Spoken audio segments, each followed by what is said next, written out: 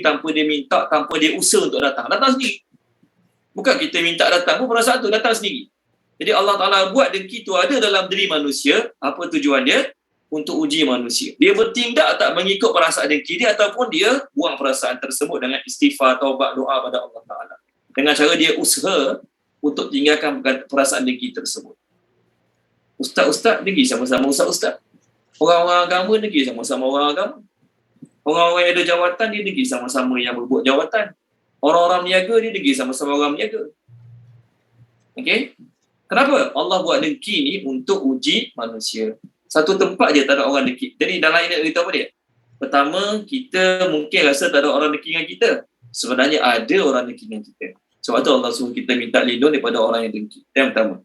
Yang kedua, kita juga tak terlepas daripada perasaan dengki pada orang. Sebab apa? Sebab kita kat dunia. Itu jawapan dia. Walaupun kita ustaz, walaupun kita ni ceramah tajuknya jangan dengki. So kita penceramah tajuknya jangan dengki. Kita pun ada juga dengki kat orang. Tahu tak sebab apa? Sebab kita duduk kat dunia. Satu tempat je kita tak akan dengki pada orang. Kat mana? Syurga. Tengok surah Al-Hijr. Surah Al-Hijr. Tolong baca dia. Puan Rafidah Abdul Ghani. Tolong baca boleh? Puan Rafidah Abdul Ghani. Boleh Ustaz. Okey, surah Al-Hijr. Muka surat saya cari jap. 264. 264. Okey. Ayat 45, 46, 47. Page 264, ayat 45, 46, 47. 5. Baik. Bismillahirrahmanirrahim. Sesungguhnya orang yang bertakwa berada dalam syurga-syurga, iaitu taman-taman, dan di dekat mata air yang mengalir. 46. Allah berfirman, masuklah ke dalamnya dengan selamat dan sejahtera. 47. Dan kami lenyapkan segala rasa dendam yang ada dalam hati mereka. Mereka menjadi bersaudara, duduk berhadap-hadapan di atas singgasana. Terjemah dia dendam kan. Kita terjemah kat sini rancor, envy, jealous.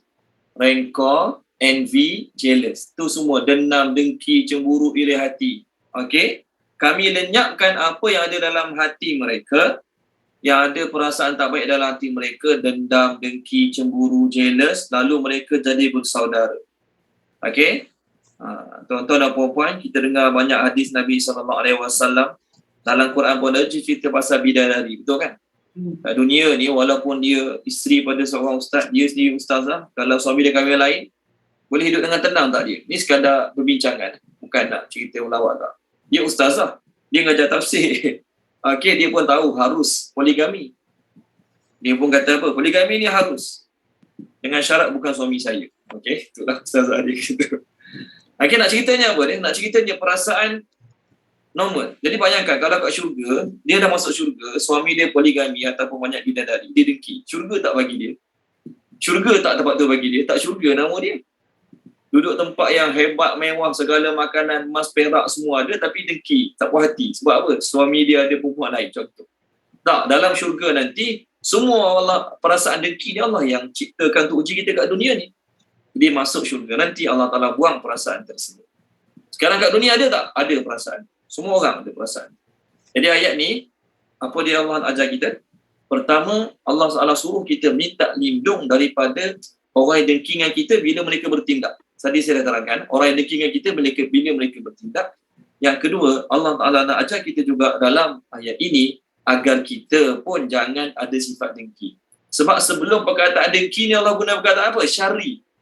Wa min syarri hasidin. Syarri. Syarri tu baik ke tak baik? Tak baik.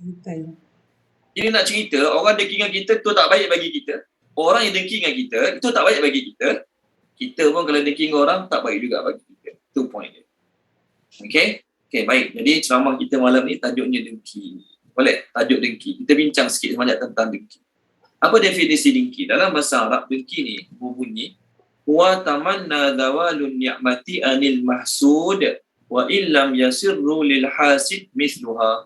Dengki ni, definisi ni adalah menginginkan hilangnya nikmat daripada orang lain walaupun nikmat tersebut tidak kembali kepadanya. Itu takrif dengki.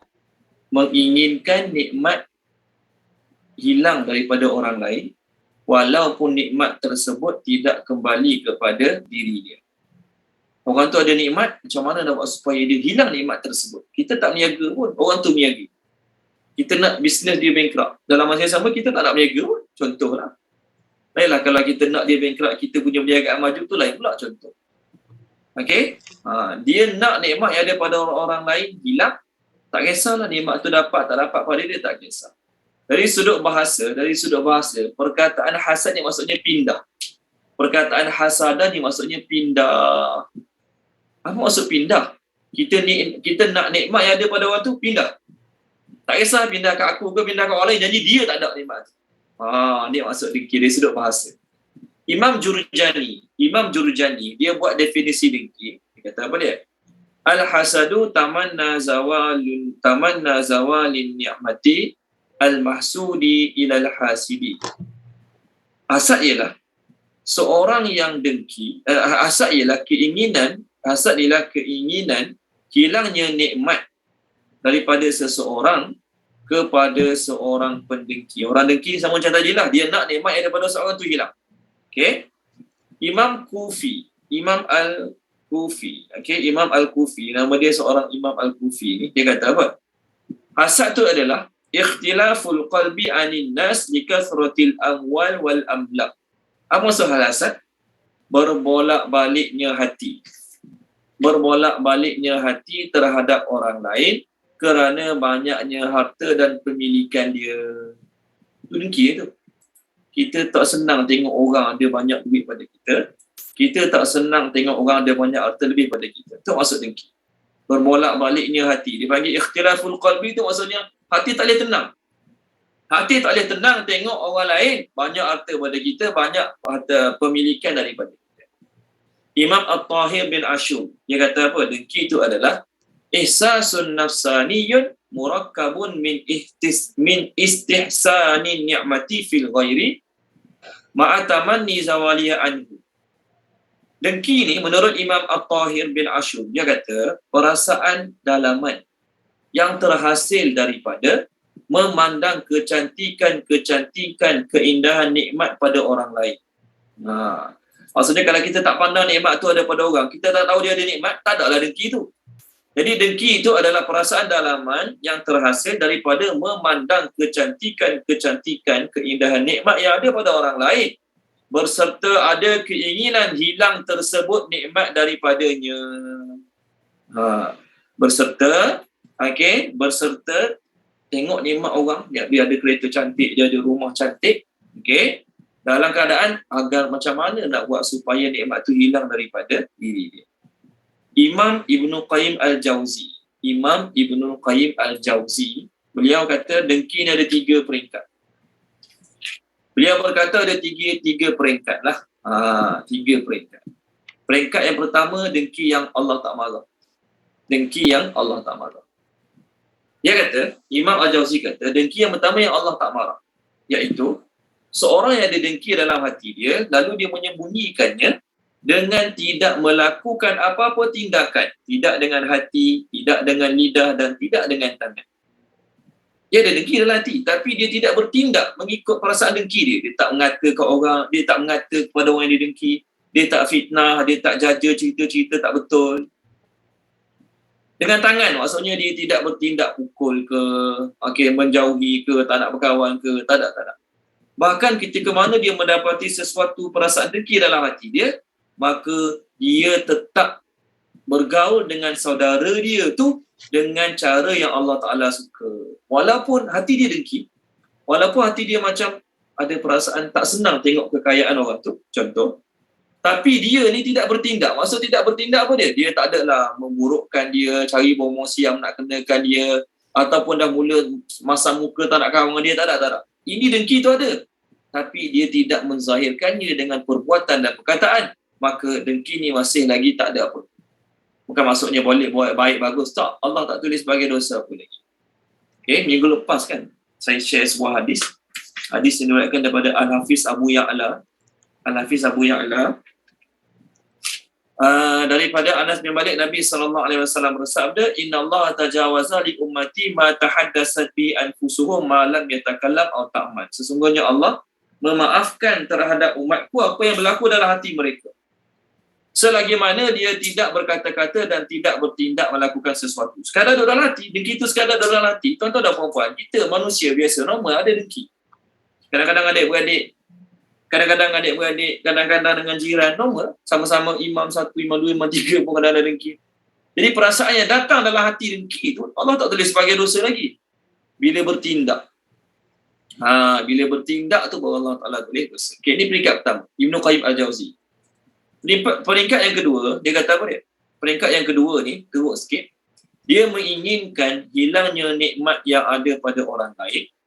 Dia tak suka Allah Ta'ala memberikan kepada orang lain tu sesuatu nikmat.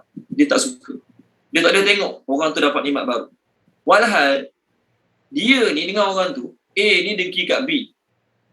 A ni jauh lebih kaya, jauh lebih tinggi, jauh lebih mewah daripada B. Tapi A ni punya buruk perangai dia tak nak tengok B dapat kekayaan lebih. Dia nak B tu dalam keadaan miskin macam tu je. Dia tak suka tengok kemajuan orang lain walaupun orang tu lagi bawah pada dia. Bahkan dia suka orang tu kekal dalam keadaan dia. Dia tengok kemajuan orang bawah dia.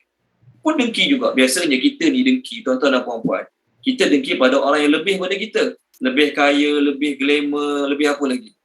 Biasanya kita dengki dengan orang yang lebih pada kita. Okey? Biasanya kita dengki dengan orang yang lebih pada kita. Okey? Tapi dalam definisi Imam Ibnul Qayyim Al-Jauzi ni tadi, dalam definisi Imam Ibnul Qayyim Al-Jauzi, dia kata, seseorang yang dia nak tengok orang bawah dia tak dapat lebih. Maksud tak dapat lebih tu, dia nak orang tu dalam keadaan macam tu, miskin macam tu je. Okey? Okey, baik. Yang ketiga, yang ketiga ni apa dia? Yang ketiga ni menurut Ibnu Qayyim Al-Jauzi, dia panggil ghibtah. Ghibtah ni ialah dia berniat nak ada yang sama macam orang tu. Dia berniat, berkeinginan nak ada yang sama, memiliki yang sama, yang serupa macam si fulan yang dia dengki tu. Tetapi dalam masa yang sama, dia tidak menginginkan nikmat tu hilang daripada dia. Ini bertepatan dengan sebuah hadis yang diriwayatkan oleh Imam Bukhari daripada Abu Hurairah radhiyallahu anhu. Nabi SAW bersabda, la hasada illa fisnatain. Tak boleh dengki kecuali pada dua orang. Tak boleh dengki kecuali pada dua orang sahaja. La hasada illa fisnatain. Tak boleh dengki kecuali pada dua orang. Okey, pertama, rajulun atahu Allahu Qur'ana fahuwa yatluhu al-lail wan nahar. Seorang lelaki Allah bagi dia ilmu Al-Quran. Tak kisahlah ilmu Al-Quran tu ilmu baca Quran ke, ilmu terjemah Quran ke, ilmu menafsirkan Al-Quran ke, dan dia duk sibuk dengan Al-Quran dia pagi, petang, siang, malam. Dia duk sibuk dengan Al-Quran dia pagi, petang, siang, malam. Okey? Maka orang macam tu kita dengki tak apa. Kita dengki kat seorang yang pandai baca Quran. Apa perasaan kita?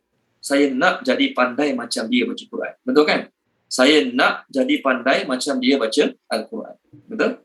Ke ada dalam masa yang sama, saya nak dia jadi tak pandai baca Quran pula. Biar saya jadi pandai pada dia.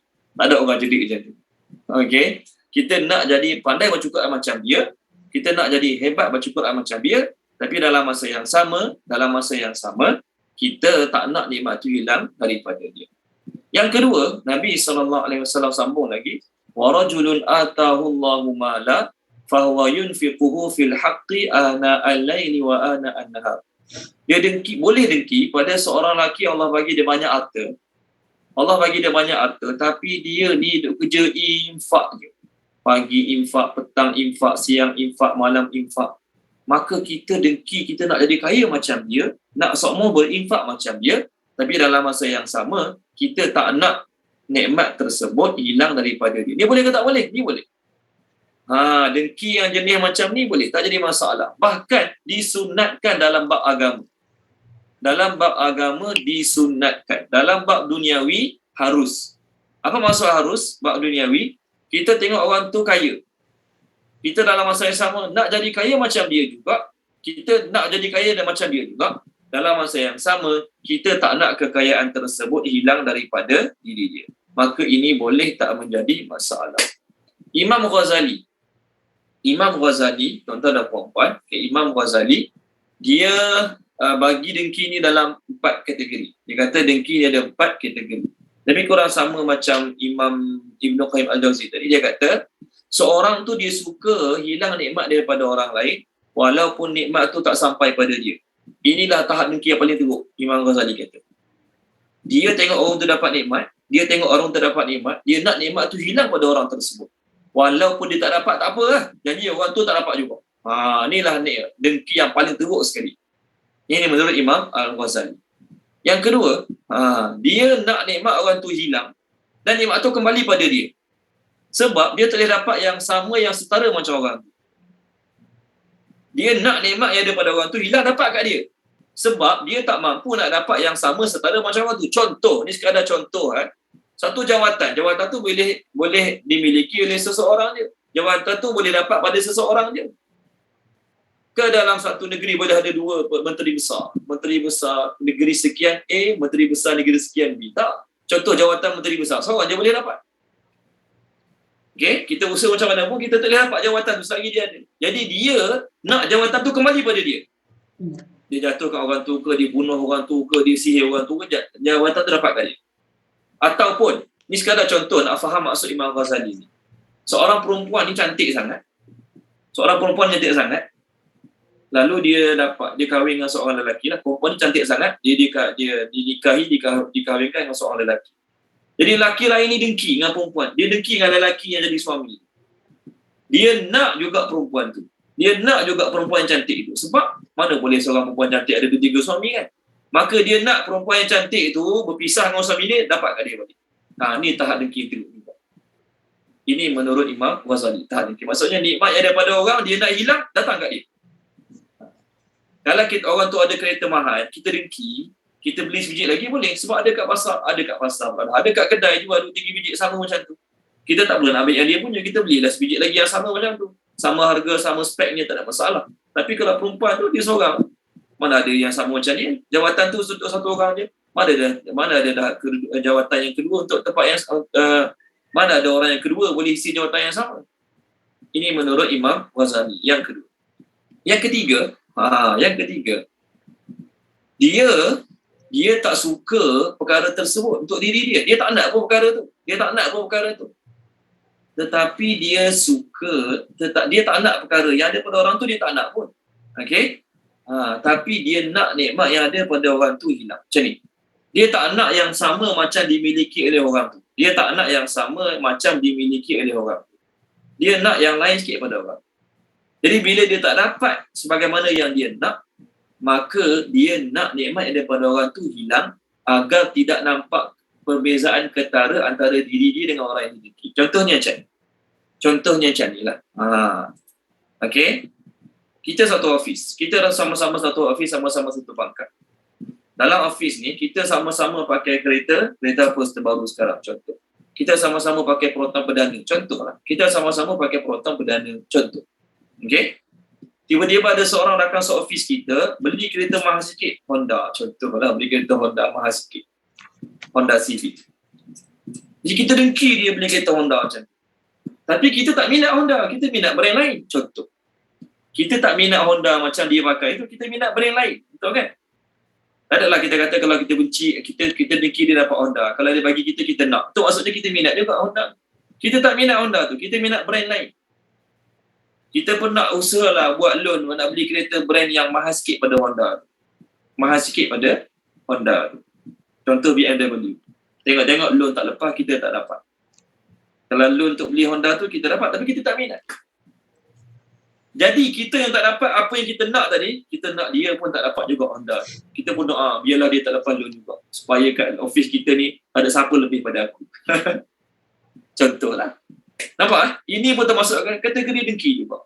Sebelum ni kita ingat dengki tu satu je. Banyak kategori sebenarnya. Okey, dia bukan minat. Orang tu nak beli kereta Honda. Orang tu kata nak beli kereta Honda. Kita bukan minat pun kereta Honda tu. Tapi bila kita nak beli kereta yang kita nak tak dapat, kita nak dia pun tak dapat. Agar kat office kita tak ada siapa lebih pada kita. Ini masalah hati sebenarnya. Yang keempat, Okey. Yang ni yang sama macam tadi lah. Dia suka sama macam orang tu. Dia suka sama macam yang orang tu minat. Orang tu beli Honda, dia pun nak pakai Honda juga. Tengok-tengok dia pun buat loan, nak beli kereta Honda macam tu. Tak dapat, bank tak bagi pinjaman. Walaupun bank tak bagi pinjaman kat dia, dia tak dapat beli kereta macam yang Honda tu juga. Tapi dalam masa yang sama, dia tidak mengharapkan kawan dia tu kehilangan nikmat tersebut. Dalam masa yang sama, dia tidak berdoa, tidak mengharapkan kawan dia tu kehilangan nikmat tersebut. Maka ini dimaafkan, diharuskan dalam bab duniawi. Tetapi sunat dalam bab agama.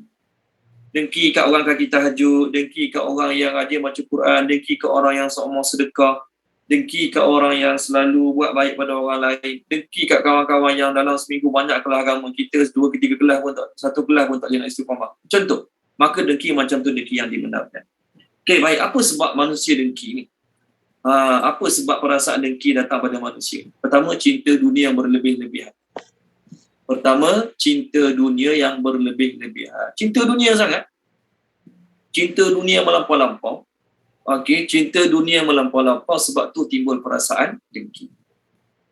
Ketika mana Nabi SAW dengan sahabat-sahabat menang peperangan Hunain.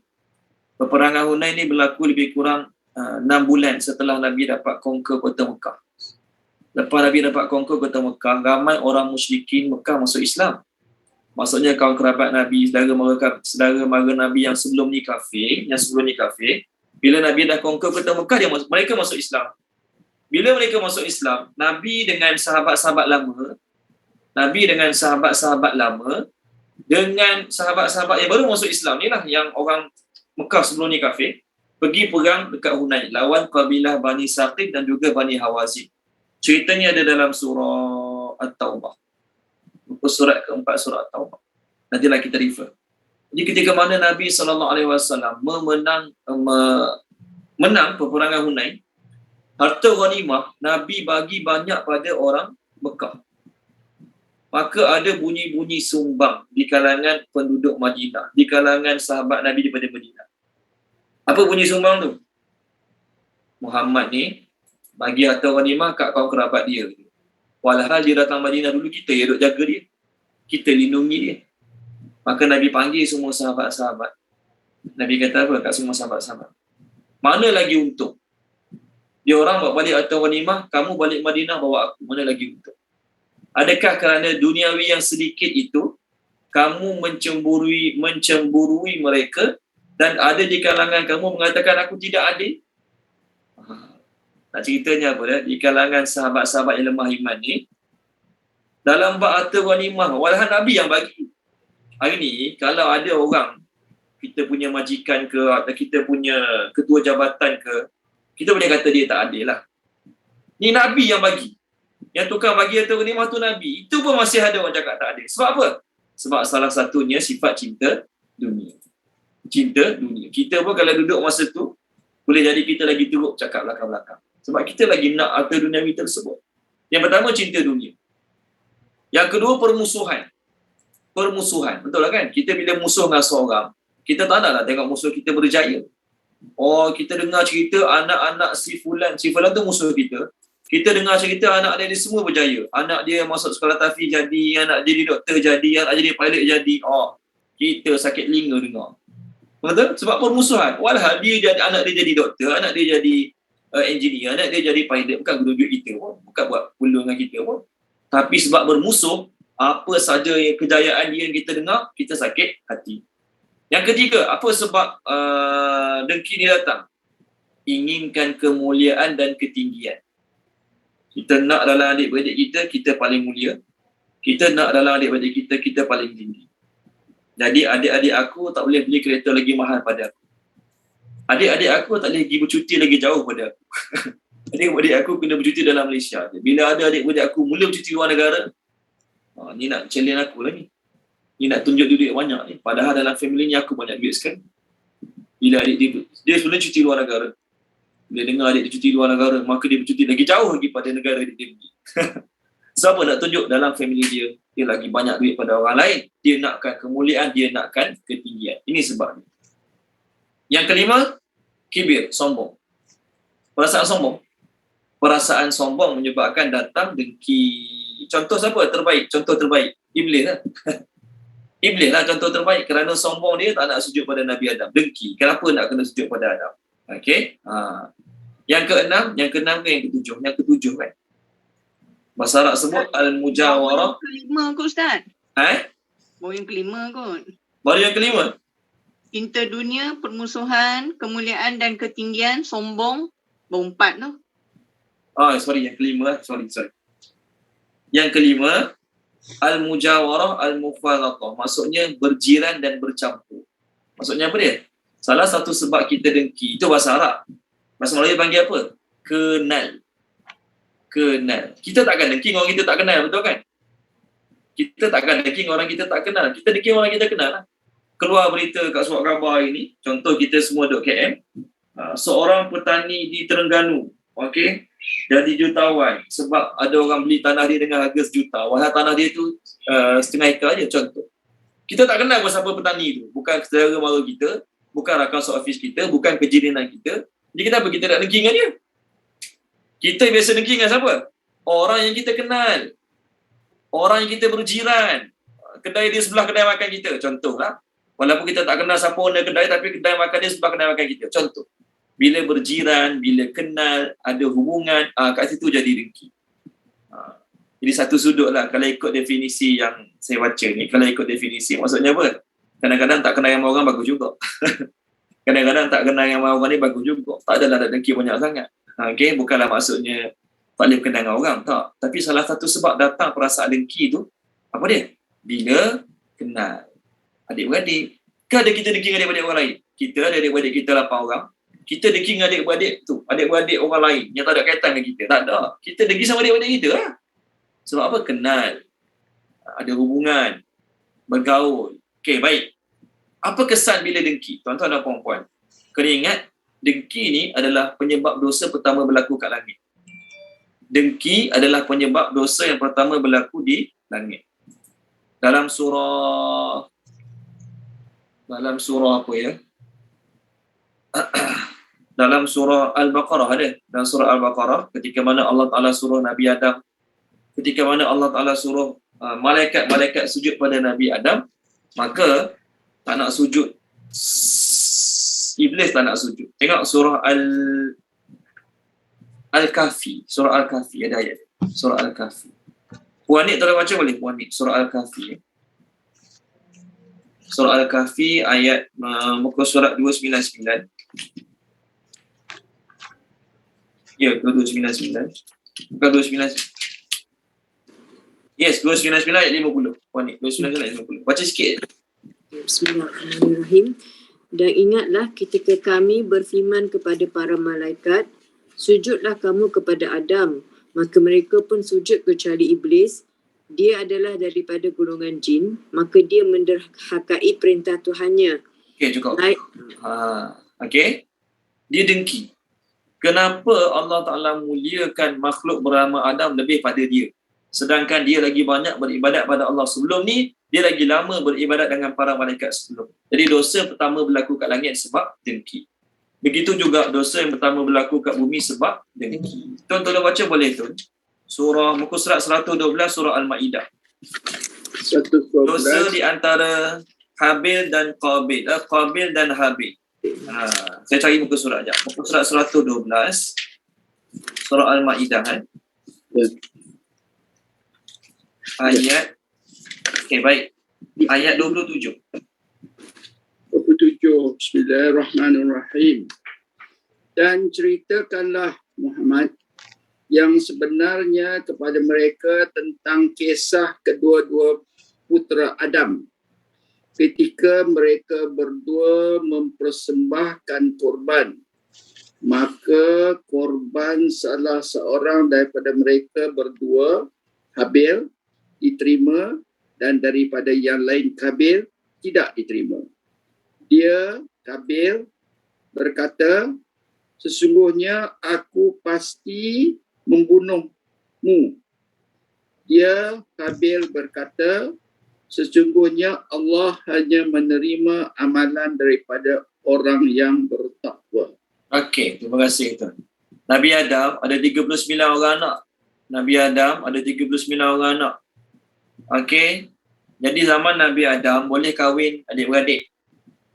Anak pertama nama Habil. Anak pertama nama Habil. Habil ni lahir kembar. Okey. Nama kembar bagi Habil adalah Iqlima. Labuda.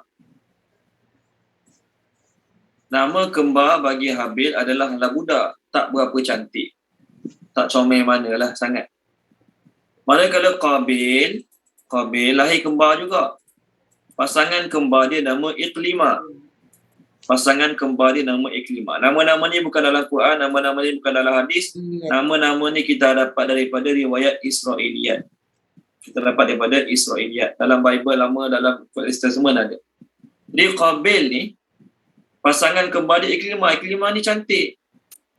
Jadi Nabi Adam suruh Habil kahwin dengan Iqlima, Qabil kahwin dengan Labuda. Qabil tak nak kahwin juga dengan Iqlima. Maka ayah dia kata, buat korban. Korban siapa yang Allah terima, maka dia layak kahwin dengan Labuda. Okey, Habil ni dia pengembala kambing. Jadi dia bagi kambing yang terbaik untuk dikorbankan. Manakala Qabil ni dia bercucuk tanam. Dia bagi tanaman-tanaman yang buruk, nak rosak. Lalu tanaman korban Habil Allah terima. Habil lah yang dapat kahwin dengan Iqlima. Korban Qabil Allah tak terima. Dengki, dialah telah bunuh Habil. Jadi dosa pertama berlaku kat bumi.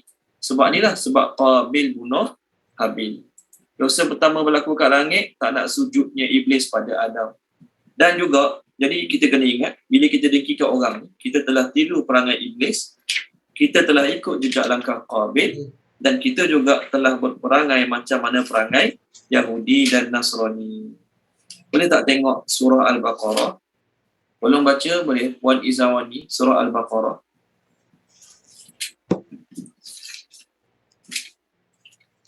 Saya cari buku surat dah Pada kasirun min ahli kitab. Okey, muka surat 17. Ayat 109. Bismillahirrahmanirrahim.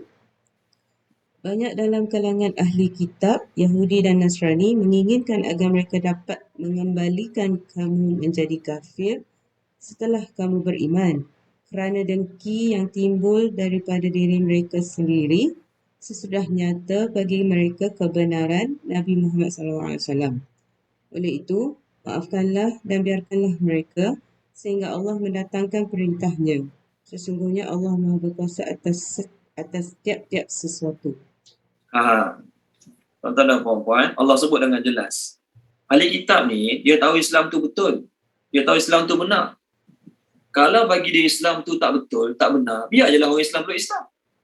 Betul kan? Kalau lah Islam tu agama yang sesat, yang tak benar, biar je lah orang Islam peluk Islam. Tapi dia tahu Islam tu betul, Islam tu benar, maka dia tak suka tengok orang yang bukan bangsa dia berada atas jalan yang benar. Maka dia usaha pagi, petang, siang, malam untuk merosakkan agama Islam. Jadi kita yang ada sifat dengki ni sama tiru perangai iblis, tiru perangai Qabil dan sama perangai macam Yahudi dan Nasrani. Hukum bertindak setelah kita dengki pada orang lain adalah haram. Dengki ni hukumnya apa dia? Haram. Haram tu bila? Bila keluar daripada mulut dan bila disusuli dengan perbuatan. Okey? Minggu lepas saya dah bagi contoh. Rakan kita naik pangkat. Kita dengki dengan rakan kita naik pangkat. Dulu kita baik dengan dia, kita boleh pergi makan sama-sama dengan dia, boleh naik kereta sama-sama dengan dia, boleh naik LRT sama-sama dengan dia, contohlah. Tapi bila dia naik pangkat, mulut kita tak cakap apa. Tapi kita dah mula tak nak kawan dengan dia, kita dah mula menyampah dengan dia, dia ajak pergi makan tak nak makan. Maka kat situ dah jadi berdosa. Hukumnya adalah haram. Kerana dalam sebuah hadis Nabi SAW bersabda, ni celaan untuk orang dengki. Nabi kata, la tabaghadu wa la tahasadu wa la tadabaru. Jangan kamu saling membenci, jangan kamu saling mendengki, jangan kamu saling membelakangi. Wa kunu ibadallahi ikhwana. Jadilah kamu hamba Allah macam saudara. Jadilah kamu bersaudara. Wa la yahillu li muslimin ay yahjura akhahu fawqa thalasin. Tidak halal bagi seorang Islam tidak bercakap dengan kawan dia lebih pada 3 hari. Jadi hukum dengki ni adalah haram. Kalau tak haram, takkanlah Allah nak laknat iblis. Kalau tak haram, iblis tak sembah berhala. Iblis tak sembah selain Allah, iblis sembah Allah je. Tapi kerana dengki dia, Allah Ta'ala laknat dia, keluarkan dia daripada tempat terbaik. Dalam hadis yang lain, tadi solat Jumaat Selangor, siapa solat Jumaat Selangor tadi, dengar hadis bab dengki ni. Hadis riwayat pada Abu Hurairah, Imam Tirmizi. Nabi kata apa dia? Al-hasad ya'kulul hasanat kama ta'kulun narul hatab. Khutbah Jumaat tadi ada hadis ni. Dengki ni akan memakan segala kebaikan sebagaimana api memakan kayu api. Sebagaimana api bila dia bakar kayu api, habis kayu api, macam itulah juga bila dengki ada pada diri kita, maka kita bertindak ikut dengki kita, habis segala kebaikan. Nabi sebut lagi dalam hadis lain, Nabi kata dabba ilaikum da'ul umami qablakum. Akan datang pada kamu penyakit umat-umat sebelum kamu. Apa dia? Al-baghdha wal hasad. Benci dan dengki. Benci ke orang tak tentu pasal, dengki ke orang tak tentu pasal. Maka Nabi kata hiyal haliqah. Sifat dengki itu pencukur. Sifat dengki itu adalah pencukur. Sifat dengki ini bagaikan pisau cukur. Nabi kata haliqatud din la haliqatus sya'ri. Aku tak kata cukur bulu, aku tak kata cukur rambut. Tetapi sifat dengki itu adalah pisau cukur bagi agama. Tuan-tuan dan puan-puan, orang yang layan dengki dia ada dengki ke orang, dia layan sifat dengki dia sedang meruntuhkan agama dia sendiri. Dalam hadis lain Nabi kata apa lagi? Dalam hadis lain Nabi kata la yajtami'u fi jawfi 'abdin ghubarun fi sabilillah wa fayhu jahannam. Tidak akan berkumpul pada seseorang ke akhirat nanti debu di jalan Allah dan juga bahang neraka Jahannam. Maksud kata-kata Nabi itu orang yang pernah berjuang jalan Allah, dia takkan masuk neraka Jahannam lah. Kemudian Nabi kata lagi wala yajtami'u fi jawfi 'abdin al-iman wal hasad.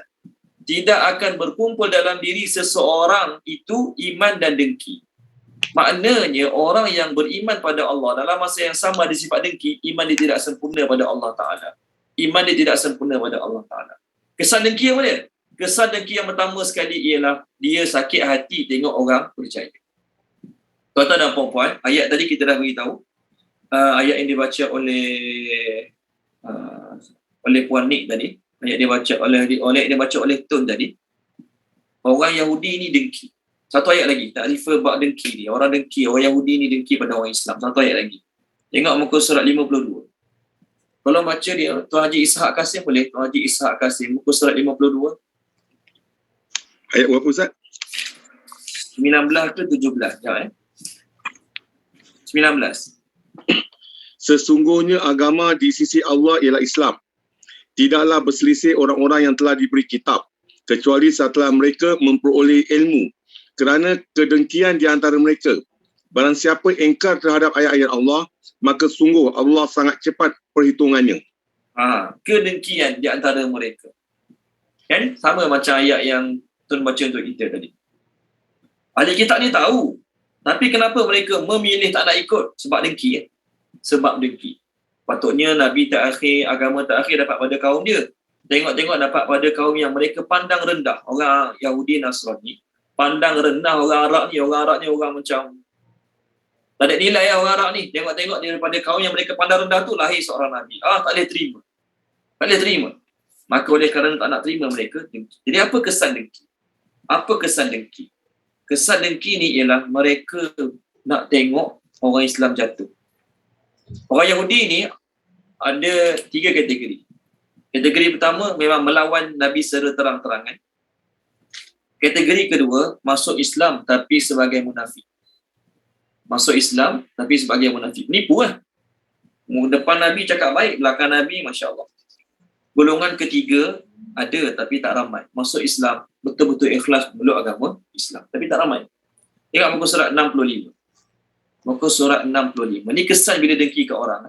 Tolong baca dia boleh. Puan Salmah Kasim. Tolong baca Puan Salmah Kasim. Muka surat berapa Ustaz? 65 ayat bawah sekali.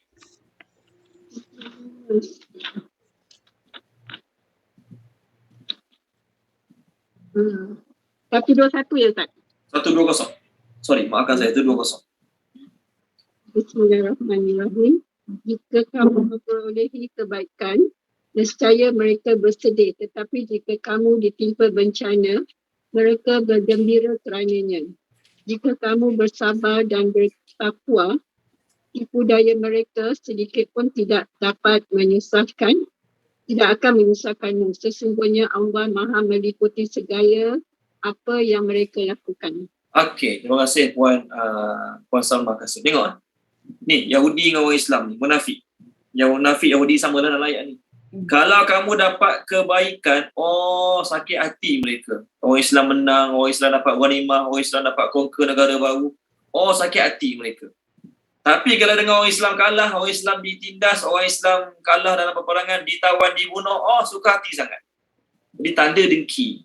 Tuan-tuan dan puan-puan, kita gembira tengok orang lain gagal. Kita sedih tengok orang lain gembira. Itu tanda dengki yang pertama. Kalau ada perasaan macam tu dalam hati kita, masalah. Satu ayat lagi yang sama macam tu juga. Ni kita cerita pasal Yahudi dengan orang Islam dalam. Sebab orang Yahudi dengki pada orang Islam tadi lah. Tolong baca Puan Maisarah Mokhtar boleh? Puan Maisarah Mokhtar, tolong baca boleh? Boleh Ustaz, ayat Muka surat 195 ayat 50. 195.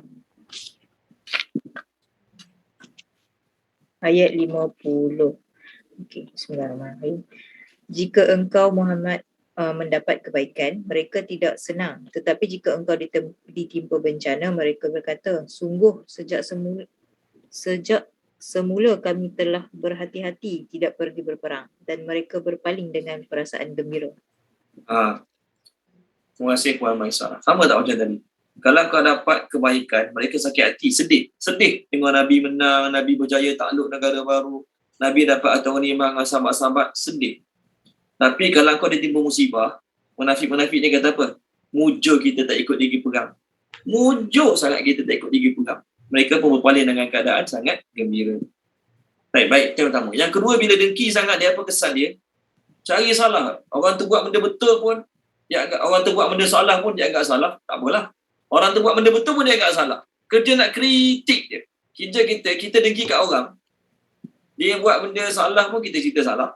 Tak apalah tu. Dia buat benda betul pun kita nak pusing juga pergi nampak salah. Ada je tak kena. Betul kan? Bila orang tu kita dengki, apa yang dia buat semua tak kena. Contoh, ni orang munafik yang dengki orang Islam. Tengok muka surat 199. Tolong baca Puan Izian Wahidah. Boleh? Puan Izian Wahidah, muka surat 199. Boleh. Okay, ayat bawah sekali. Saya. Bismillahirrahmanirrahim. Orang munafik iaitu orang yang mencela orang mukmin yang memberi sedekah dengan sukarela dan mencela orang yang tidak mendapati sesuatu untuk disedekahkan selain sekadar kemampuan, maka orang munafik itu menghina mereka. Allah akan membalas penghinaan mereka itu dan untuk mereka azab yang pedih. Orang munafik, orang Yahudi masuk Islam. Kalau ada orang Islam spend harta banyak untuk nak pergi perang, dia kata apa? Nak menunjuk tu, nak menunjuk. Nak tunjuk dia duit banyak, nak tunjuk dia kaya, lepas tu spend duit banyak. Okey? Lepas tu bila ada orang miskin, dapat bagi sumbangan kurma dia, segantang kurma dia, sebekas. Dia pun kata apa? Banyak tu je bagi. Bagi. Jadi sifat orang dengki ni sama macam Yahudi dan Nasrani. Apa dia? Kritik. Setiap benda orang buat, semua dia nak kritik. Semua benda yang orang tu buat, semua dia nak kritik. Pantak ada salah sikit, dia akan kritik. Tak ada salah pun, dia akan cuba kritik juga bagi nampak salah.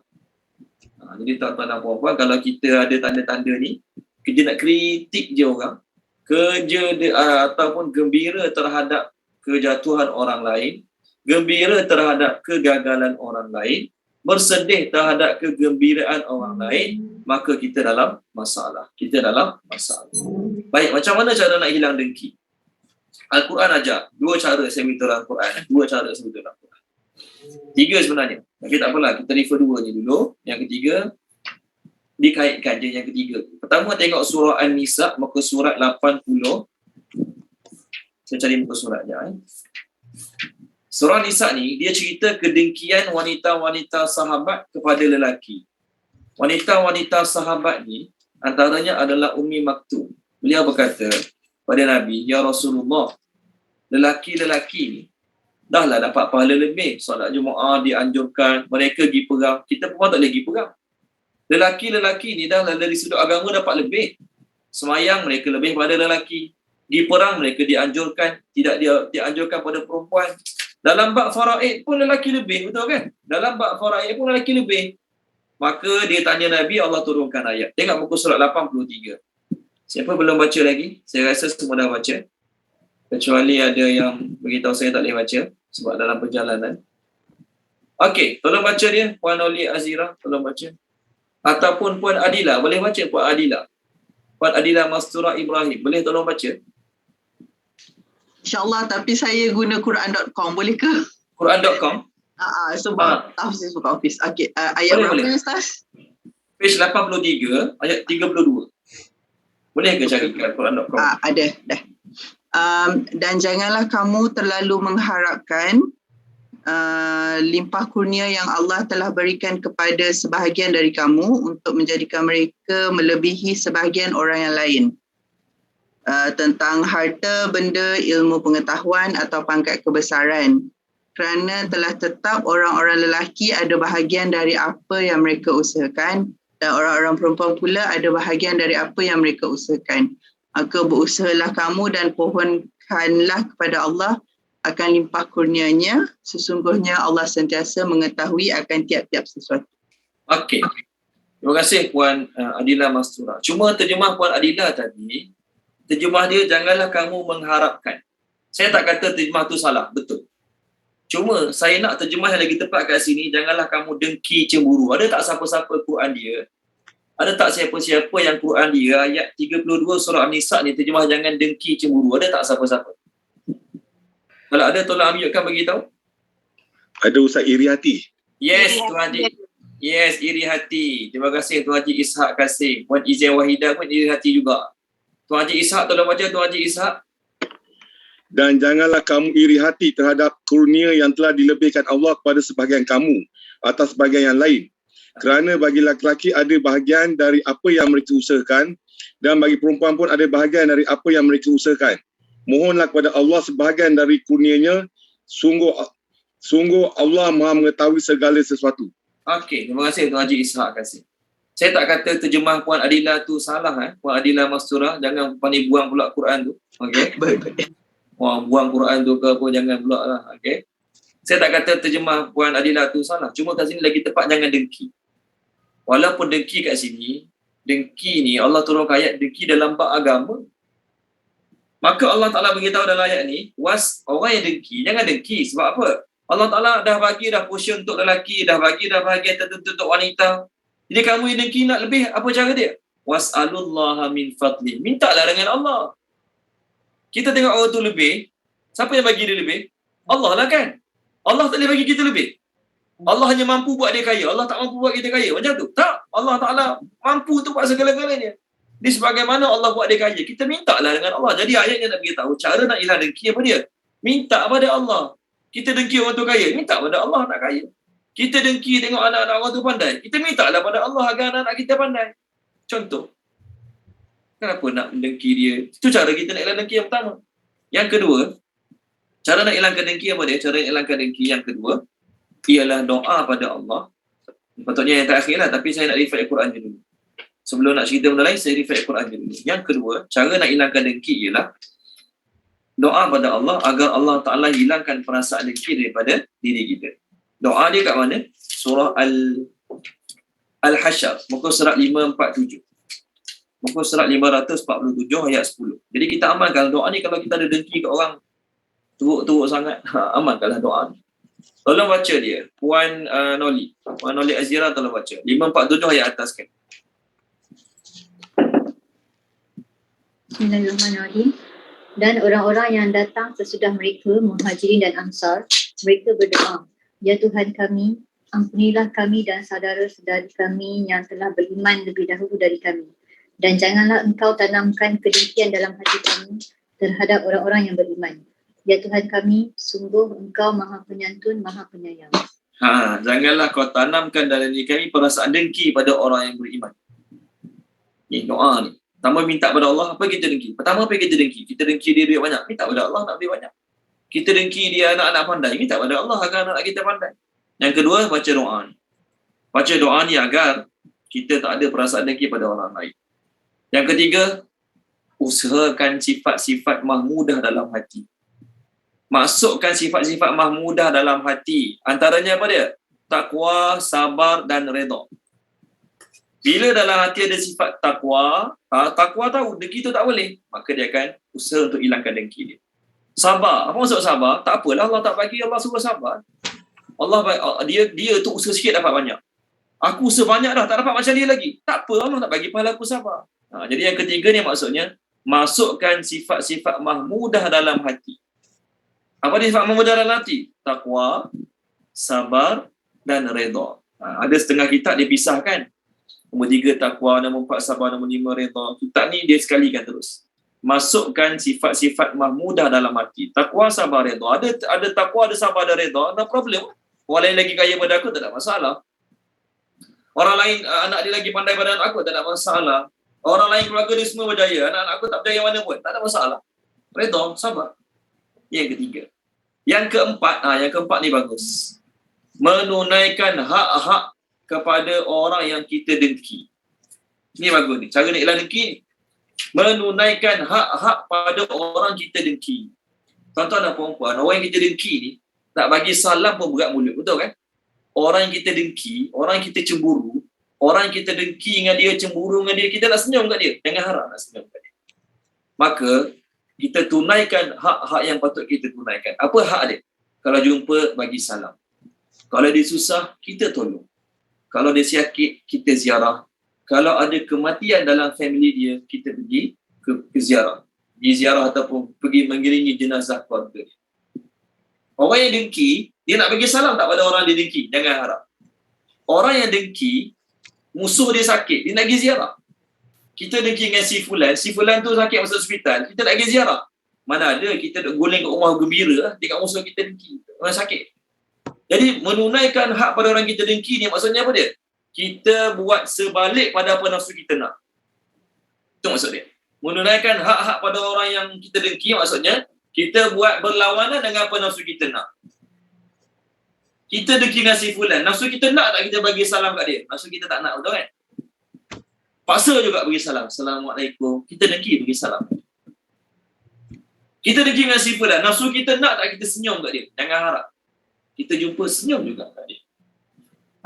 Imam Ghazali kata, tuan-tuan dan puan-puan, nasihat bagus Imam Ghazali. Ada 4 perkara kalau kita buat. 4 perkara kalau kita buat, lawan akan jadi kawan. Lawan akan jadi kawan. Ini pun boleh amalkan dalam bab dengki. Tapi dengan syarat lah, lelaki dengan lelaki, perempuan dengan perempuan. Jangan pula esok buat kat office. Dia lelaki buat kat office kawan perempuan. Ustaz ajar. Boleh jadi kawan baik. Pertama, selalu bagi salam. Laki dengan laki, perempuan dengan perempuan. Walaupun ulama kontemporari kata, okey, tak ada masalah laki beri salam kat perempuan, tapi sekiranya boleh menjatuhkan dalam fitnah, baru kita elakkan. Pertama, selalu bagi salam. Ada orang tanya, apa hukum lelaki bagi salam pada perempuan? Tuan-tuan pernah dengar ceramah tak? Apa hukum lelaki bagi salam pada perempuan? Jawapannya adalah haram. Ikut kitab-kitab lama, hukumnya adalah haram.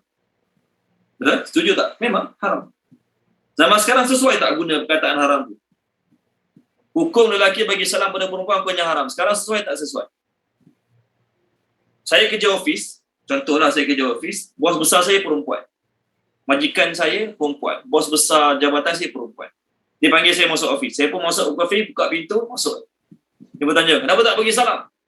Ustaz, saya kata haram, tak boleh bagi salam lelaki pada perempuan. Okay, fine, duduk. Dia pun duduk depan dia, bincang habisnya 2 jam. Bagi salam tak boleh, haram. Tapi duduk depan dia, bincang habisnya 2 jam, boleh, tak ada masalah. Pelik tak? Pelik lah kan? Okay, saya masuk office dia, saya tak nak bagi salam. Kenapa? Ustaz, saya kata tak boleh bagi salam lelaki perempuan. Dia pun tak apalah, dah saya kata macam tu. Tapi duduk depan dia, bincang pasal bisnes. Perancangan akan datang dan sebagainya. Okay? Sebab tu, hukum dia ialah macam ni. Sekiranya wanita tersebut adalah wanita yang biasa dalam pekerjaan kita, contoh kita memang ngadak dia hari-hari ke office, ataupun kita sama-sama belajar dengan dia, tak ada masalah. Perempuan tu kita kerja dengan dia satu office, kita sama kelas dengan dia belajar, dia anak murid kita, kita anak murid dia, tak ada masalah. Bagi salam. Yang haramnya adalah perempuan yang kita tak ada apa-apa hubungan dengan dia, tidak ada apa-apa urusan dengan dia, tiba-tiba bagi salam. Itu tak boleh. Perempuan tu meniaga, kita nak beli barang dengan dia, bagi salam, tak jadi masalah. Dia lagi nasi lemak tepi jalan, kita bagi salam untuk beli nasi lemak dia, tak jadi masalah. Ada hubungan ataupun ada keperluan, tak ada masalah. Yang tak bolehnya ialah perempuan tu kita tidak ada apa-apa keperluan, tidak ada apa-apa hubungan. Maksud hubungan tu ni lah, macam rakan seoffice ke, anak murid dengan guru ke. Kita saja-saja beri salam. Pergi kat bus stop, tengok dia tengah tunggu bas, Assalamualaikum, tak jawab dosa, tu kita buat berharap. Tidak ada apa-apa keperluan pun nak bagi salam pada perempuan macam ni. Ini tuan-tuan, kalau tengok YouTube, hukum lelaki beri salam pada wanita memang ada dua pendapat. Ada kata haram, ada kata harus. Haram, orang dulu-dulu wanita tak bekerja. Betul kan? Nama dulu wanita tak bekerja, jadi tak timbullah isu lelaki nak kena beri salam pada wanita. Zaman sekarang jabatan banknya, JPJ ke, pejabat pos ke, ramai staf-staf perempuan. Jadi kalau tak nak bagi salam tapi borak benda lain, boleh tak ada masalah. Tak apa, tu buat salah sebenarnya. Jadi Imam Ghazali kata pertama bagi salam. Yang kedua, selalu bagi hadiah pada orang kita dengki, sekurang-kurangnya senyuman. Selalu bagi hadiah pada orang kita dengki, sekurang-kurangnya senyuman. Kita dengki dengan dia, kita nak bagi hadiah kat dia, jangan harap. Tapi kita paksa diri kita buat benda yang sebaliknya. Beli makanan, hantar rumah. Pergi bercuti Langkawi, beli coklat daim, hantar rumah dia, contoh. Kita selalu bagi hadiah kat dia, beli, hantar makanan, hantar buah-buahan. Sebab apa? Sebab aku nak lawan perasaan dengki daripada diri aku terhadap dia. Yang ketiga apa dia Imam Ghazali kata, ni kita nak buat lah ni. Kita nak buat sebab kita tak nak, biarlah orang dengki kat kita doa macam mana. Tapi kita tak nak dengki kat orang. Kita tak nak hidup dalam keadaan dengki pada orang. Yang ketiga, Imam Ghazali kata, cerita kebaikan di depan orang. Kita tahu dia ada 10 kejahatan. Tapi kita tak nak cerita langsung pasal kejahatan dia. Kita nak cerita pasal kebaikan dia sahaja. Jadi kebaikan yang kita tahu, walaupun satu je kebaikan dia yang kita tahu, kita duk cerita kebaikan dia semua. Pergi kedai makan, cerita pasal kebaikan dia. Pergi masjid, cerita kebaikan dia. Wahai, kita tengah dengki dengan dia ni. Ingat senang kan nak buat? Cakap boleh senang lah. Tapi orang kita dengki ni memang tak nampak langsung kebaikan dia, nampak buruk. Bahkan lagi teruk, bila kita dengki dengan orang, kebaikan dia pun kita nampak buruk. Ini yang ketiga. Yang keempat, Imam Ghazali kata Imam Ghazali kata, selalu doakan kebaikan untuk dia di belakang dia. Selalu doakan kebaikan untuk dia di belakang dia. Malam-malam bangun tahajud, doa kebaikan untuk dia. Ini paling senang. Ini mudah sikit lah. Bandingkan 1, 2, 3. Kita dengki dengan orang tu, nak bagi salam pun berat hati, nak bagi hadiah berat hati, nak cerita kebaikan dia depan orang lain berat hati. Yang nombor 4 ni agak mudah sikit. Tapi kena tekan perasaan sungguh-sungguh. Bangun tahajud malam karang pukul 4, malam tidur, lagi sebelum tidur, kita list dulu siapa nama orang kita paling kuat dengki. Ataupun ada dengki sikit kat dia. Bangun tahajud, tak nama atas jadah, doakan kebaikan tu. InsyaAllah, buat lepas minggu, Allah tak hilangkan perasaan dengki daripada diri kita terhadap dia. Jadi maksudnya, yang keempat yang kelima saya beritahu tadi, cara hilang dengki adalah kita buat berlawanan dengan nafsu kita nak. Okay? Seterusnya, yang ke-6, ke-7 saya tak ingat dah. Yang ke-6 ke yang ke-7 saya ingat dah. Okay? Yang ke-6, yang ke-7 adalah melihat kepada hadis-hadis, ayat-ayat Al-Quran akan bahayanya dengki. Okay? Kita dah share tadi hadis-hadis ayat Quran bahayanya dengki. Okay, Nabi sebut dalam sebuah hadis apa? Tidak ada seseorang tu sentiasa akan berada dalam kebaikan selama mana dia tidak berdengki. Okay, Nabi sebut la yazalun nas bi khairin ma lam yatahassadu. Manusia itu akan sentiasa berada dalam kebaikan selama mana mereka tidak saling berdengki. Bila duduk dalam suasana dengki mendengki, walaupun office selesa, walaupun tempat kerja selesa, tapi dengki kuat dalam hati kita, kita tak selesa nak pergi kerja. Betul kan? Maka kebaikan itu akan datang bila kita tidak saling mendengki. Yang ke-8, kena cakap pada diri kita, bila kita dengki dengan orang, sebenarnya kita tak puas hati dengan Allah Subhanahu Wa Taala. Dalam sebuah hadis yang diriwayatkan oleh Imam Ahmad, Nabi bersabda, Allah berfirman dalam hadis kursi, Allah kata, Al-hasidu aduwu nikmati. Orang yang dengki ni dia musuh dengan nikmat aku. Orang yang dengki ni dia bermusuh dengan nikmat aku. Okay, aku bagi nikmat kat orang tu, dia dengki. Dia sebenarnya musuh dengan nikmat aku. Mustakhitun liqadai, dia marah dengan ketentuan aku. Dia kaya, dia berjaya, dia pandai. Siapa yang tentukan? Allah tentukan kan? Dia berjaya, anak-anak dia pandai, dia berniaga menjadi, dia dapat rezeki lebih. Siapa yang tentukan? Allah tentukan. Kita marah pula. Jadi kita marah kat siapa sebenarnya? Kita marah dengan ketentuan Allah terhadap dia. Yang ketiga, Nabi kata, ghairu Allah Ta'ala berfirman dalam di kursi tu, Allah kata orang dengki ni, ghairu radin biqismati baina ibadi. Dia adalah orang yang tak redha. Dia adalah orang yang tak redha terhadap dengan pemberian-pemberianku terhadap hamba-hamba. Kita sebenarnya tak redha dengan ketentuan Allah. Kita sebenarnya tak redha dengan pemberian Allah. Kita dengki kat si fulan sebab dia naik pangkat, sebab dia dapat gaji lebih, sebab majikan bagi lebih kat dia, contohlah. Kita dengki kat si fulan. Sebenarnya kita sedang tak puas hati dengan Allah Subhanahu Wa Taala. Jadi tak puas hati dengan Allah Taala bukan masalah kecil, masalah besar bagi diri kita sendiri. Sufyan As-Sauri, dia kata apa dia? Dua cara dia guna untuk hilangkan dengki. Dua cara dia guna untuk hilangkan dengki. Pertama, dia kata apa dia? Sekiranya aku melihat orang yang lagi kaya pada aku, maka aku memandang mudarat-mudarat yang bakal diterima dengan ada kebanyakan, dengan ada banyak harta. Maksudnya macam ni. Kita sekarang ni, kita dengki dengan orang banyak harta, betul kan? Kita tahu tak apa kat akhirat nanti berjadi pada orang banyak harta? Orang banyak harta kat dunia, dia terpaksa susah jaga harta dia yang banyak.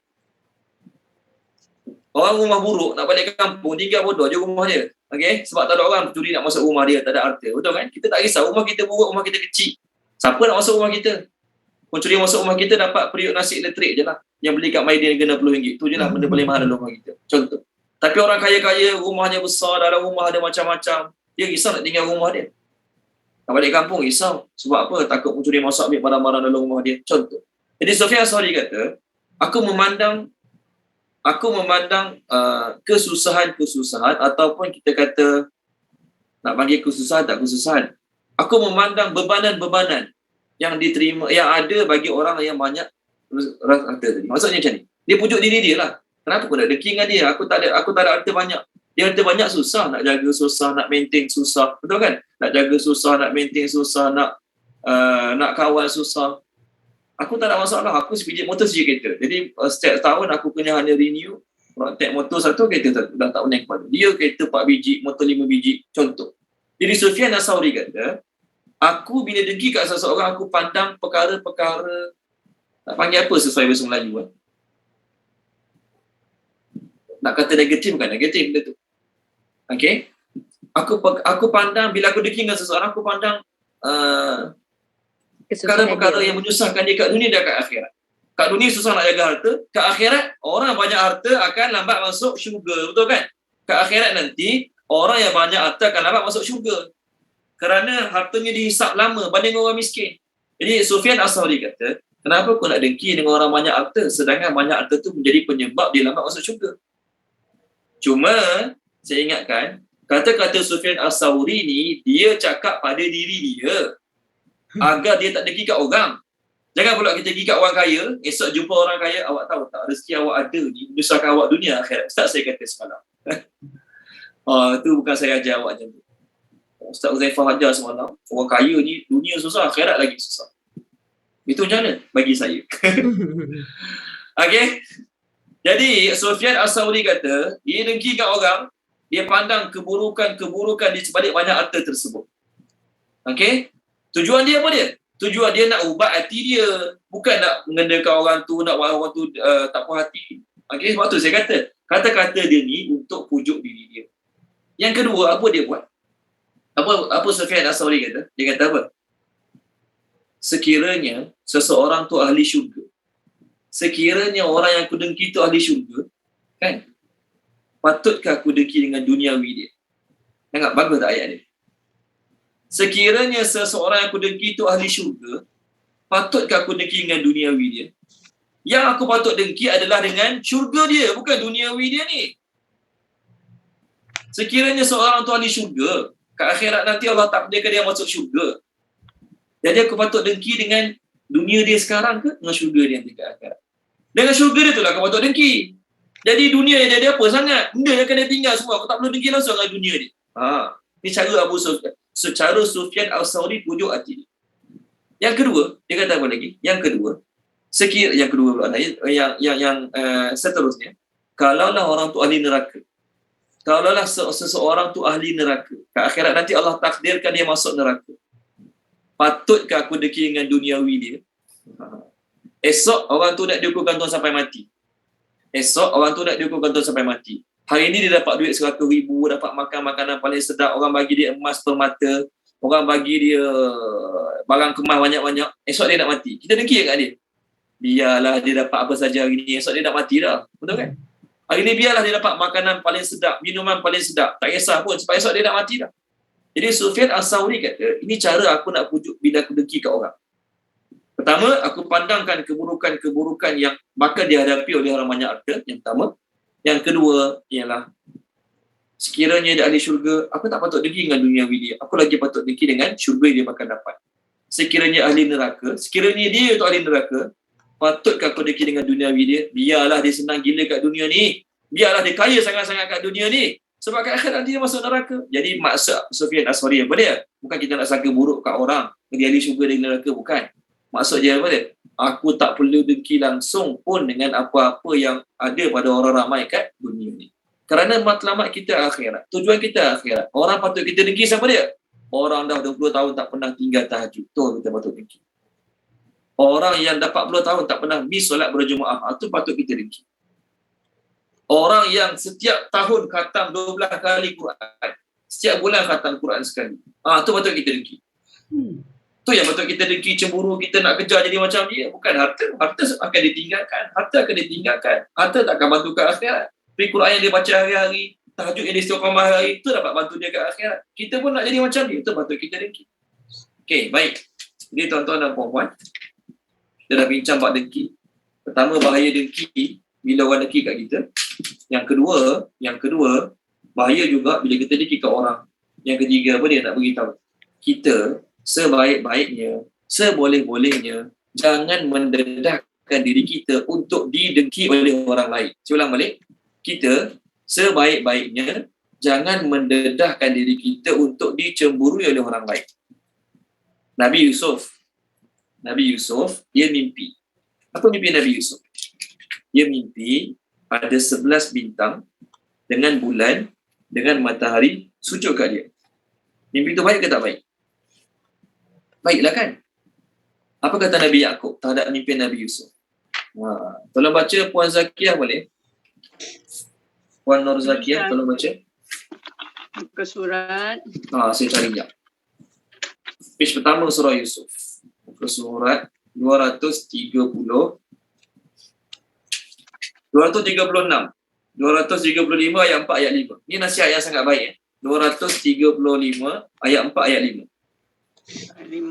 Auzubillahi minasyaitonirrajim. Ingatlah ketika Yusuf berkata kepada ayahnya, "Wahai ayahku, sesungguhnya aku bermimpi melihat 11 bintang, matahari dan bulan. Aku lihat semuanya sujud kepadaku." Dan dia, ayahnya berkata, "Wahai anakku, janganlah engkau ceritakan mimpimu kepada saudara-saudaramu. Mereka akan membuat tipu daya, iaitu untuk membinasakanmu. Sesungguhnya syaitan itu musuh yang jelas bagi manusia." Apa pengajaran kita boleh dapat kat sini? Nabi Yusuf dapat mimpi baik. Betul kan? 11 biji bintang, bulan, matahari sujud kat dia. Nabi Yusuf dapat mimpi baik. Ayah dia pesan apa? Jangan cerita kat adik-beradik kau. Jangan cerita kat adik-beradik kau mimpi baik ni. Nanti mereka akan buat perancangan jahat terhadap kau. Tu adik-beradik. Orang lain, apatah lagi. Kebaikan yang Nabi Yusuf dapat, mimpi je pun. Bukan dapat permata ke, dapat emas ke, longgok-longgok, bukan. Nabi Yusuf dapat mimpi baik. Nabi Yaakob pesan, jangan cerita mimpi baik ni kat adik-beradik kau. Takut nanti mereka buat perancangan jahat terhadap kau. Jadi ulama kata apa dia? Kadang-kadang, pada adik-beradik pun tak sesuai nak cerita benda kita dapat. Tu adik-beradik, orang lain apatah lagi. Sebab tu, tak semua nikmat sesuai kita cerita pada semua orang. Kena ingat, dalam dunia ni, 2 orang je yang suka dengar kejayaan kita. 2 orang je yang kita yakin 100% suka mendengar kejayaan kita. 2 orang je. Siapa 2 orang tu? Siapa tahu? Okay, kita cerita kejayaan kita kat abang kita, adik kita. Yang Puan Izzah ni, siapa 2 orang? Mak ayah. Mak ayah. Yes. Mak ayah. Kita kadang-kadang cerita kebaikan kita pada adik-beradik. Kita rasa mereka semua mungkin gembira dengan kejayaan kita, kebaikan kita, dapat naik pangkat, dapat bonus. Kita rasa lah. Tapi kita tak tahu di antara adik-beradik kita ada yang dengki dengan kita. Tapi mak ayah yakinlah tak ada mak ayah dengki dengan anak. Betul kan? Tak ada mak ayah yang deki dengan anak dia. Okey. Ni nasihat dia siapa? Tak tahu saya jumpa kat Facebook nasihat ni. Okey. Nama kepala botak ni siapa dia ni? Ben Diesel kan? Bacalah sendiri. Saya tak nak baca, takut bunyi siam nanti. Okey. Boleh kan? Ni nasihat orang putih lah ni. Okey. Tolong baca boleh? Siapa boleh tolong baca? Taklah, tak payah baca sendirilah. Okey. Betul kan? Kadang-kadang kita kena simpan kita punya berita baik. Sebab tak semua orang gembira terhadap kebaikan yang kita dapat. Tak semua orang gembira terhadap kebaikan yang kita dapat. Tak, maknanya orang yang duduk update status dalam Facebook lah, especially tentang apa-apalah, tentang peribadinya, itu maknanya sesuatu yang tidak digalakkan lah. Tak boleh nak kata secara umum tak digalakkan. Puan Zakiah, kita tak boleh kata secara umum tak digalakkan. Sebab apa? Sebab dalam surah surah Wadduha, Allah kata pada ayat terakhir, wa amma bi ni'mati rabbika fahaddis, dan adapun nikmat Tuhanmu kamu ceritakanlah. Betul kan? Tu Allah suruh cerita nikmat dalam surah Wadduha. Macam mana? Jawapannya macam ni. Sekiranya orang yang kita ceritakan nikmat pada dia boleh encourage dia untuk berusaha, tak jadi masalah. Contoh, founder-founder bisnes hari ni, betul kan? Apa yang dia tunjuk kat Facebook dia? Saya ada produk, jual produk. Saya nak suruh ejen saya rajin jual produk macam saya. Apa yang saya tunjuk kat Facebook saya? Contohlah, tunjuk kereta besar, tunjuk rumah besar, betul kan? Jadi saya tunjuk benda-benda macam tu agar peniaga-peniaga bawahan saya, ejen-ejen bawahan saya semangat juga untuk berniaga macam saya. Itu tak jadi masalah. Ataupun kita dah berjaya, adik-adik kita masih belajar, kita tunjuk harta kita pada adik-adik kita untuk encourage mereka belajar rajin macam kita juga. Itu tak jadi masalah, Puan Zakiah. Bahkan bagus. Nikmat macam ni. Ni orang yang kita tak tahu latar belakang dia ke tak minat. Kita tak tahu. Dengan sebab kita tunjuk nikmat pada dia, kita tunjuk kejayaan kita, kegembiraan kita pada dia, kita tak tahu. Boleh jadi dia sakit hati, boleh jadi dia menunggu-nunggu, menanti-nanti kegagalan dan juga kejatuhan kita. Ni seorang lagi penasihat orang putih, tapi dia kulit hitam. Okey, saya tak tahu nama dia. Morgan Freeman kan nama dia kan? Tak silap saya kan? Morgan Freeman. Walaupun macam Kofi Annan, tapi dia bukan Kofi Annan. Boleh? Okey. Ni nasihat dia. Bacalah sendiri kat skrin ni. Kalau saya baca nanti takut bunyi lain pula. Kadang-kadang ada beberapa perkara yang kita kena sembunyikan. Income kita. Imam Ghazali kata apa tahu pasal income, pasal pendapatan. Imam Ghazali kata, jangan tunjuk pada orang harta benda kamu. Jangan tunjukkan pada orang ramai harta benda kamu. Imam Ghazali pesan ni, jangan tunjuk pada orang ramai jumlah harta benda kamu, duit kamu, sebab akan timbul dua perkara. Sekiranya orang tahu kamu kaya, maka mereka tidak akan mensyukuri pemberian kamu. Contoh, kita cerita ke orang, saya kat Shah Alam ni, saya berniaga nasi lemak tepi jalan, sebulan saya dapat 13,000. Contoh. Kita cerita ke orang, saya berniaga nasi lemak kat Shah Alam ni, saya berniaga nasi lemak sebulan saya dapat 13,000. 13,000 kita kata, kita berniaga nasi lemak kat Shah Alam. Balik kampung, bagi duit raya kat anak saudara RM5. Balik kampung, kita ada anak saudara ramai kan, anak saudara. Kita bagi duit raya pada anak saudara kita RM5 seorang. Betul kan? Maka ayah dia kata apa dia? 13,000 sebulan, RM5 je duit raya kat anak aku. Niaga nasi lemak 13,000 sebulan, duit raya RM5 je kat anak aku. Kedekut sungguh. Betul kan? Kalau kita tunjuk ke orang kita kaya, orang tidak akan mensyukuri, menghargai pemberian kita. Jadi kita tak cerita orang banyak mana income kita, berapa kita dapat sebulan, puas senyap dah. Ataupun Imam Ghazali kata, kalau orang tahu kita ni tak ada duit, orang tahu kita ni tak ada duit, dalam tabung haji tak ada, SB tak ada, dalam bank tak ada, tinggal kat tangan je RM30. Kalau orang tahu, maka orang akan memandang rendah pada diri kita. Jadi tuan-tuan dan puan-puan, maksud saya apa dia? Tak perlu semua nikmat diceritakan pada semua orang. Tak perlu semua nikmat diceritakan pada semua orang. Takut-takut nikmat tadi boleh menimbulkan dengki pada orang lain. Sekiranya kita yakin, kalau kita cerita ke orang tu, boleh encourage dia untuk belajar lagi rajin, bekerja lagi rajin, maka tak menjadi masalah. Okey, baik. Kita masuk sikit je surah An-Nas. Boleh? Minggu depan lah masuk An-Nas. Okey, tapi tak apalah, kita cerita sikit. Surah An-Nas adalah surah yang terakhir. Surah An-Nas adalah surah yang terakhir.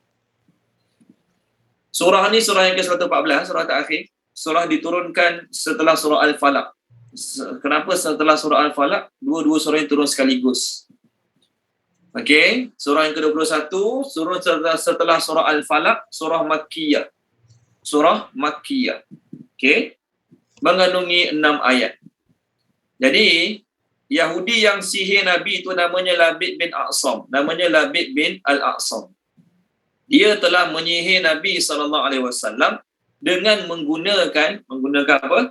Menggunakan mayang kurma diikat dengan rambut Nabi, dia buat 11 ikatan. Lalu bila turun dua surah ni, 5 ayat An-Nas dengan 6 ayat 5 ayat Al-Falaq dengan 6 ayat An-Nas, maka setiap kali Nabi baca satu ayat, terbuka satu ikatan sihir tersebut. Setiap kali Nabi baca satu ayat, terbuka satu ikatan daripada sihir tersebut. Surah An-Nas dengan Al-Falaq, dari sudut isi tak banyak perbezaan. Kedua-duanya diturunkan agar manusia membacanya untuk minta perlindungan dengan Allah Ta'ala. Nabi SAW menganjurkan membaca kedua-dua surah ini sebelum tidur. Okey? Dalam surah Al-Falaq, Allah hanya menceritakan satu saja nama dia. Manakala dalam surah ini Allah cerita 3 nama dia. Betul kan? Dalam surah Al-Falaq Allah sebut satu je nama dia, Rabbil Falaq. Qul a'udzu birabbil falaq. Tu je. Ayat 2, 3, 4, 5 dah tak ada nama dia. Tapi dalam surah An-Nas ni 3 nama dia. Qul a'udzu birabbin nas, nama dia Rabbin Nas. Malikin Nas, nama dia lagi. Ilahin Nas, nama dia lagi. Kenapa? Nanti saya terangkan. Tapi saya rasa saya dah beritahu dulu. Siapa ingat? Mungkin 2 minggu lepas, 3 minggu lepas saya dah beritahu. Saya rasa saya dah beritahu. Saya yakin saya beritahu. Dalam surah Al-Falaq, saya ulang balik. Kita tengok boleh? Harap semua buka page terakhir ni. Bila buka page ni, barulah kita dapat jelas apa yang saya sampaikan. Saya terjemah balik surah Al-Falaq. Boleh tengok muka surat 604 ni. Surah Al-Falaq ayat 1. Qul a'udzu birabbil falaq. Katakanlah, aku berlindung dengan Tuhan yang membelah cahaya fajar waktu subuh. Tu satu nama Allah. Ayat 2, berlindung dengan Allah daripada apa? Daripada kejahatan yang dia telah ciptakan, ayat 2. Ayat ketiga, daripada kejahatan malam apabila telah gelap. Ayat ketiga. Ayat keempat, daripada kejahatan orang-orang yang meniup dalam simpulan tali. Ayat yang kelima, daripada kejahatan orang yang dengki apabila dia telah dengki. Jadi, khulasah surah Al-Falaq ialah Allah suruh kita sebut satu nama Allah. Maafkan saya. Allah suruh kita sebut satu nama Allah untuk minta lindung dengan 4 perkara. Betul? Dalam surah Al-Falaq, Allah suruh kita minta lindung dengan hanya satu nama Allah, minta lindung dengan 4 perkara. Apa 4 perkara? Kejahatan Allah ciptakan, kejahatan malam, kejahatan orang-orang tukang sihir yang meniup dalam simpulan tali, kejahatan orang dengki. Boleh jelas? Satu nama Allah digunakan untuk minta perlindungan daripada 4 perkara. Okey. Manakala dalam surah An-Nas yang kita nak masuk lepas ni, dalam surah An-Nas ada 3 nama Allah. Rabbin Nas, Malikin Nas, Ilahin Nas. 3 nama Allah.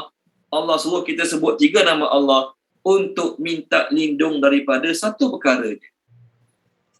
Apa dia satu perkara? Bisikan-bisikan was-was. Betul lah, was-was. Bisikan syaitan ke, bisikan jin ke, tak kisah. Jadi apa kesimpulan dia? Kesimpulan dia ialah bisikan jin dan syaitan manusia dalam surah An-Nas ni jauh lebih bahaya daripada kejahatan tukang sihir, kejahatan orang yang dengki, kejahatan malam, kejahatan yang Allah ciptakan. Jelas ke tak jelas? Saya ulang balik. Okey, tapi rasa dah jelas kot. Semua jelas ke insya-Allah? Dalam surah Al-Falaq, okey baik, Tuan angkat tangan tanda jelas lah tu. Okey. Dalam surah Al-Falaq Satu nama Allah, Allah suruh kita sebut satu nama Allah, minta lindung dengan 4 perkara. Dalam surah An-Nas, 3 nama Allah, minta lindung dengan 1 perkara saja. Apa dia? Bisikan syaitan. Kerana apa tuan-tuan? Katakanlah kita mati sebab kena sihir. Kita mati sebab kena sihir. Ada orang dengki kita, niaga baju sangat, orang sihir kita. Kita mati. Adakah dengan sebab kita kena sihir, kita mati, kita diazab dalam kubur? Kenapa kena azab dalam kubur? Sebab mati kena sihir. Tak pandai jaga diri. Tak ada. Tapi bila syaitan bisikkan kepada kita, syaitan bisik suruh buat apa? Tahajud. Suruh buat apa? Baca Quran. Tu syaitan ada masalah mental tu kalau syaitan bisik macam tu. Syaitan bila bisik pada kita, buat dosa maksiat, tinggal semayang, mengutuk orang, mengata orang, benci ke orang, sangka buruk ke orang. Betul kan? Kita pun ikut bisikan tersebut sebab kita tak minta lindung daripada Allah daripada bisikan syaitan, kita pun mati. Apa berlaku? Maka kita mati bawa benda yang sangat dahsyat. Bawa dosa yang sangat dahsyat. Syaitan nak bisik kita suruh ambil rasuah, kita pun ambil rasuah. Pop, mati. Maka na'udzubillah min zalik. Jadi orang yang mati kerana kena sihir tidaklah bahaya, tidaklah berdosa, tidaklah dalam kebinasaan berbanding dengan orang yang mati dalam keadaan ikut bisikan-bisikan syaitan. Okey. Minggu depan kita akan bincang pertama perbezaan antara lafaz Rabb dengan ilah. Sebab ayat 1 Allah sebut kul a'udzu birabbin nas, rabbin nas. Rabb tu terjemah Tuhan, betul? Ayat 3 ilahin nas, Tuhan juga. Yang kedua, minggu depan kita akan bincang perbezaan antara jin, manusia, syaitan, iblis, qarin. Jin, syaitan, iblis, manusia, qarin. Syaitan dengan iblis, syaitan adalah sifat, bukan jisim, bukan zat. Orang yang jahat Allah panggil syaitan, jin yang jahat Allah panggil syaitan. Orang daripada tanah, jin daripada api, malaikat daripada cahaya. Syaitan daripada apa? Jawapan dia, syaitan tu sifat. Syaitan tu bukan benda. Syaitan tu sifat. Maksud sifat apa dia? Orang jahat Allah panggil syaitan, jin jahat Allah panggil syaitan. Sebab tu, ke akhirat, saya refer satu ayat je pasal jin syaitan. Okey? Ini bukan hasutan syaitan ni. Suruh saya cakap lebih pada 10.5. Ini hasutan saya sendiri. Tengok surah Ghafir boleh, surah Ghafir. Kalau baca dia, Puan Rafidah tolong baca boleh. Ke akhirat nanti, ahli neraka, dia kata kepada Allah pun ahli neraka, Ya Allah, tunjuk pada aku Ya Allah, jin dan manusia. Muka surat 479. 479 bawah sekali. Puan Rafidah tolong baca 479 bawah sekali. Boleh Ustaz. Okey, Bismillahirrahmanirrahim. Dan orang-orang yang kafir berkata, Ya Tuhan kami, perlihatkanlah kepada kami 2 golongan yang telah menyesatkan kami, iaitu golongan jin dan manusia, agar kami boleh meletakkan keduanya di bawah telapak kaki kami supaya menjadi yang paling bawah, iaitu hina. Okey. Syaitan mana syaitan? Orang Rafidah nak tersebut syaitan tadi tapi tak sebut. Alhamdulillah. Betul kan? Orang Rafidah nak tersebut syaitan tu tapi alhamdulillah tak keluar perkataan syaitan. Hampir-hampir. Hampir-hampir. Maksudnya ada bisikan syaitan kat situ. Saja gurau, jangan marah puan. Saja gurau. Okey. Jadi ahli neraka, tengok ayat ni. Ni satu je saya tunjuk. Minggu depan kita sambung. Ahli neraka kata, wahai Tuhan kami, tunjukkanlah pada kami 2 golongan yang telah menyesatkan kami. Golongan jin dan manusia. Syaitan mana syaitan? Syaitan tu sifat. Maknanya manusia yang telah menyesatkan dia, manusia itulah syaitan. Jin yang telah menyesatkan dia, jin itulah syaitan. Boleh? Mungkin confused sikit. Nampak macam muka puan ni agak confused. Okey, jadi dia dah 10.30. Kita tak nak merumitkan lagi keadaan. Minggu depan kita sambung. Boleh tuan? Ya tuan. Tuan nak tanya sesuatu lagi tu.